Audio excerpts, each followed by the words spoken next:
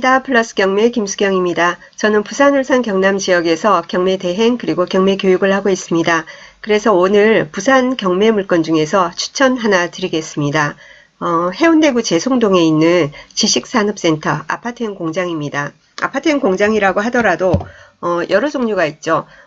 지금 제가 부산, 울산, 경남 한다고 했습니다. 그래서 아파트형 공장을 여러 군데 낙찰도 받아들이고 했는데 보면은 사무실형 아파트형 공장이 있는가 하면 진짜 공장의 역할을 하는, 우리가 아는 공장의 역할을 하는 그런 아파트형 공장도 있습니다. 그죠? 근데 센텀 지역에 있는 아파트형 공장들 같은 경우에는 거의 다 사무실이라고, 100% 사무실이라고 보시면 됩니다. 그렇게 돼 있거든요. 그래서 오늘 소개해 드리는 건의 아파트형 공장 이름은 벽산 이센텀 클래스 1입니다. 여기는 지금 면적은요. 면적은 전용 면적이 51.83평이고요. 전용 면적이. 그리고 분양은 98평형이라고 보시면 됩니다. 감정가가 5억 8,800 돼 있고 한번 유찰이 됐습니다. 10월 1일 날 경매 2차를 하고요. 최저가는 4억 7,040만원입니다. 4억 7,040만원이고요.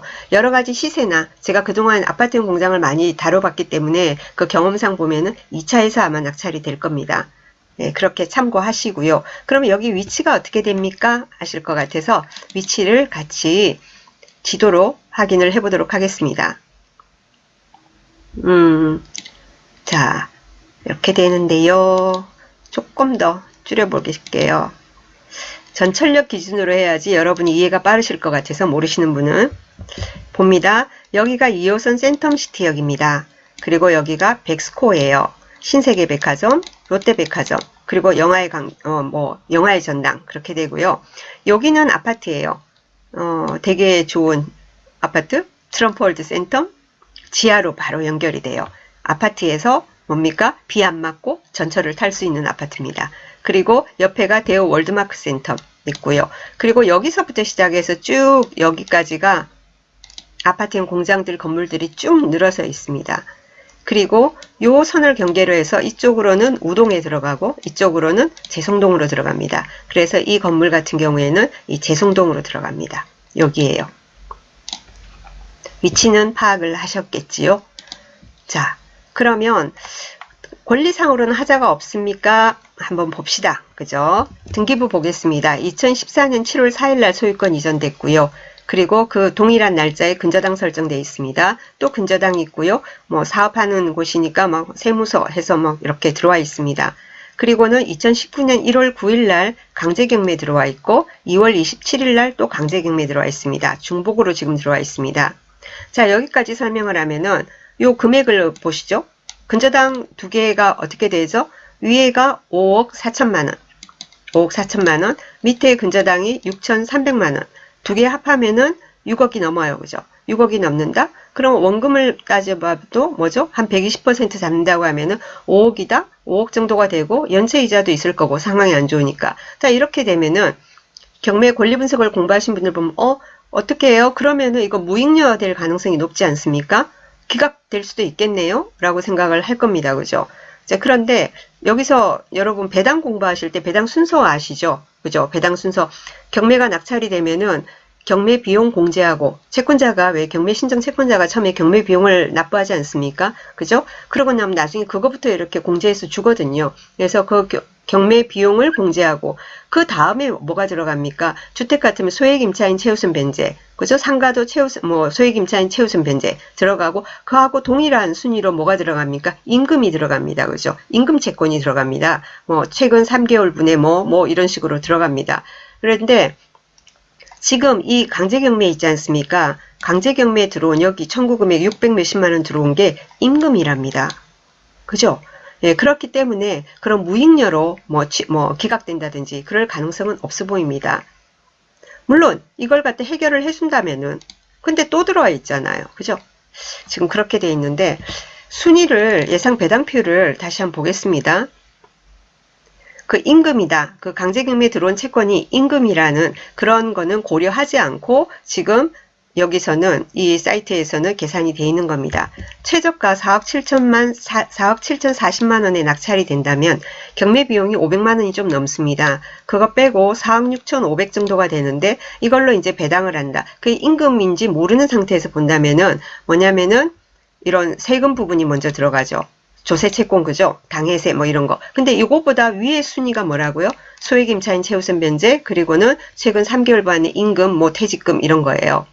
예, 그렇게 되기 때문에 그걸 이제 모른다면은 경매 신청 채권자한테 갈 게 없네 이렇게 되는데 그렇지가 않다라는 거죠. 그래서 그걸 설명을 드리고요. 그리고 여기 보면 임차인 현황에 보겠습니다. 임차인 현황에 보니까 일단은 말소기준 등기는 2014년 7월 4일입니다. 자, 그런데 여기 임차인이 뭐가 많이 있네요. 그죠? 근데 여기 사업자 등록 보니까 2018년 12월 3일이니까 대항력이 없습니다. 그 다음에 2015년 8월 27일이에요.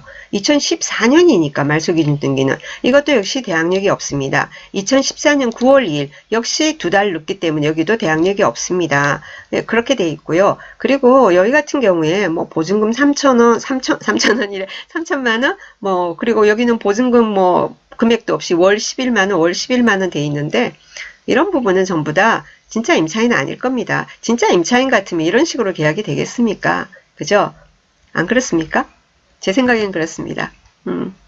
그래서 이 부분 임차인 부분은 걱정하실 필요가 없고 걱정하실 필요가 없다는 말은 명도할 때 나가주세요 한다고 해서 짐 싸들고 네 알았습니다 하고 나간다라는 뜻은 아니에요. 하지만 어떤 보증금을 물어줘야 된다라든지 그런 사고는 없다라는 뜻입니다. 그래서 이 사건 역시도 그 관리비 관계 조사 잘 하셔가지고 그죠? 적정한 금액 정해서 입찰하고 그 다음 명도를 하면 되는 겁니다. 그러니까 특별히 특이사항은 없는 사건이에요.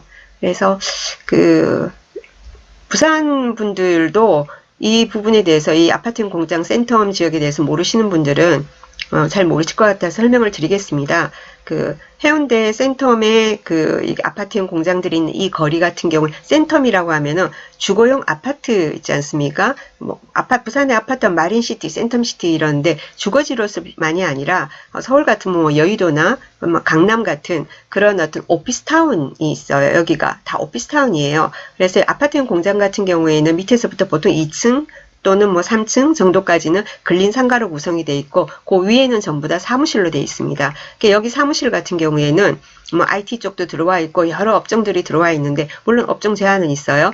들어와 있는데 거의 부산 경남 지역의 그 지방의 큰 회사들 이런 제조업하는 회사들 그 대표이사들 여기 본사 이렇게 사무실로 보통 사용을 하고 있고 그래서 여기 대표이사가 보통 와 있고 이런 경우들이 많이 있습니다.